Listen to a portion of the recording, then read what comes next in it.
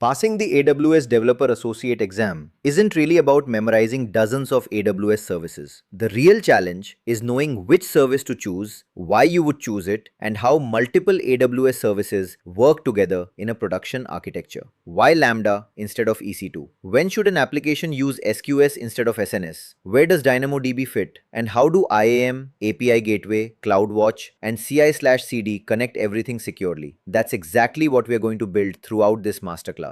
We'll move from AWS foundations into real application architectures, serverless development, deployment pipelines, security, troubleshooting, and finally, exam strategy. So rather than memorizing AWS, we're going to learn how to think like an AWS developer. Let's get started.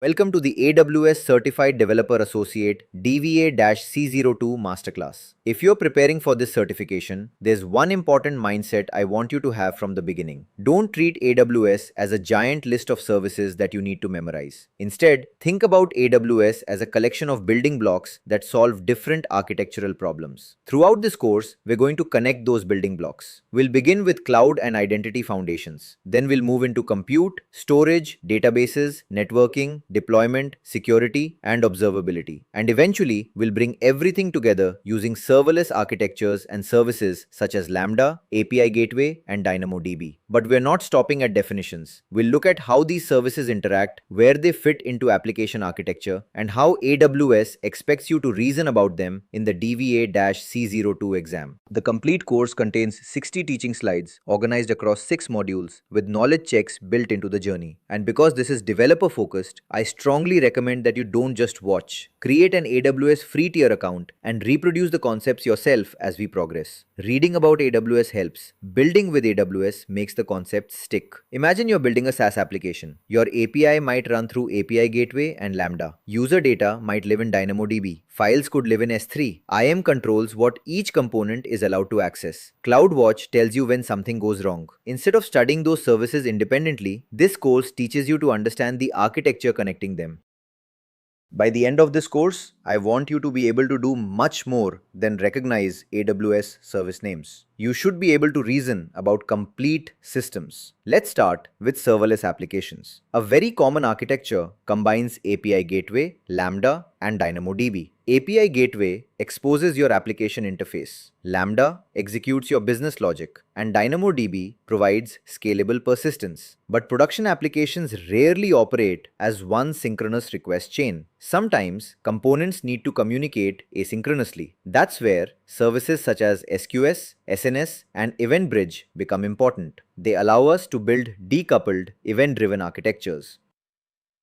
Then we have infrastructure. Professional teams don't want developers manually recreating infrastructure through the AWS console every time they deploy. We want infrastructure to be versioned and repeatable. That's where CloudFormation, SAM, and CDK enter the picture. Security is another layer. We'll work with IAM roles, Cognito, and KMS so that permissions, authentication, and encryption become part of the architecture rather than something added at the end. Then comes deployment. We'll explore CI/CD pipelines and rollout approaches such as canary and blue-green deployments. And finally, production systems need visibility. When something fails, you need to answer 3 different questions. What happened? Where did it happen? And potentially, who changed something? That's why we'll eventually work with CloudWatch, X-Ray, and CloudTrail. We're already moving away from individual services and toward architectural responsibilities. That's exactly how I want you thinking throughout this course.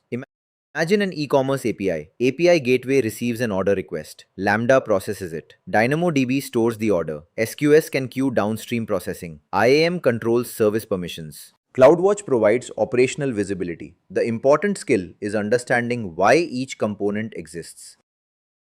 Before building a study strategy, you need to understand the exam you're optimizing for. According to our course material, DVA-C02 contains 65 multiple choice and multiple response questions with 130 minutes available. That gives us roughly 2 minutes per question. And that immediately gives us our first exam strategy. Don't allow one difficult scenario question to consume 5 or 6 minutes. Answer what you can, flag the longer scenario, then return to it later. The deck refers to this as the 2-minute rule.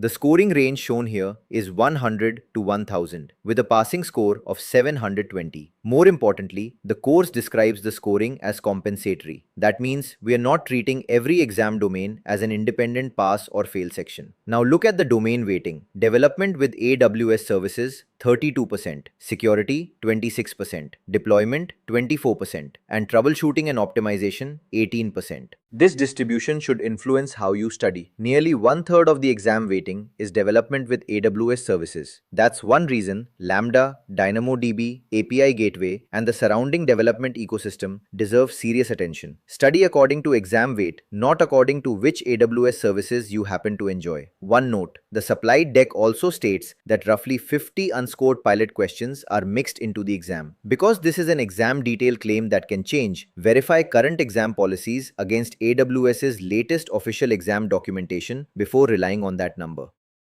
Suppose you have 10 hours left for final revision. Spending equal time on every topic isn't necessarily the most efficient strategy. The domain weights give you a framework for deciding where deeper revision may have the greatest value. Here's how we are going to structure the journey, and the order matters. Module 1 establishes cloud and identity foundations. We'll work with concepts such as regions, availability zones, IAM, EC2, security groups, and storage. Why start there? Because later, when Lambda needs permission to access another AWS service, understanding IAM roles becomes essential. Then, Module 2 moves into resilience, data, and networking. This includes load balancing, auto-scaling, RDS, Aurora, Elasticache, Route 53, and VPC fundamentals. Module 3 focuses on storage, delivery, and access. We'll go deeper into S3, bucket security, encryption, CloudFront, the CLI, SDKs, and instance metadata. Then the course starts assembling these foundations into delivery systems. Module 4 is build and deploy. Containers, ECS, Elastic Beanstalk, CloudFormation, CI/CD, and rollout strategies. And Module 5 is where serverless architecture becomes central. We'll connect SQS, SNS, EventBridge, Lambda, DynamoDB, API Gateway, step functions, SAM, and CDK. Finally, Module 6 brings together security, observability, and exam success. We'll cover Cognito, KMS, CloudWatch, X-Ray, CloudTrail, common exam traps, and study strategy. There's a deliberate progression here. First learn the building blocks, then learn how to assemble them. Modules 1 through 3 establish the vocabulary. Modules 4 through 6 turn that vocabulary into architectures.